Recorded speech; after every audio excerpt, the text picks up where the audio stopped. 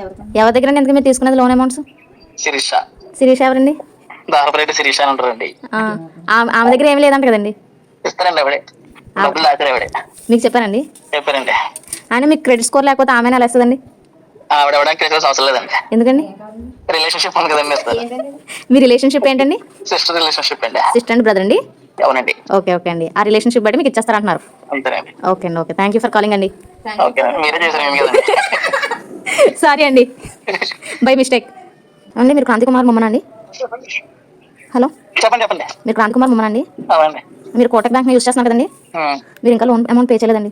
సరే, లోన్ తీసుకున్నప్పుడు పే చేయాలి కదండి? చేయండి. డబ్బులు డబ్బులు లేకుండా మీరు ఎలాగా యూస్ చేద్దాం అనుకున్నారండి తీసుకుని?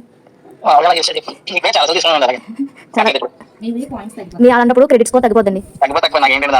అంటే మీకు ఫర్దర్ గా లోన్ అమౌంట్స్ కావాలన్నా మీరు హౌస్ లోన్స్ తీసుకున్నా ఏమి రావండి. యూట్యూబ్ లో దీని గురించి ఫోన్ చేసింది. ఇది వస్తుంది.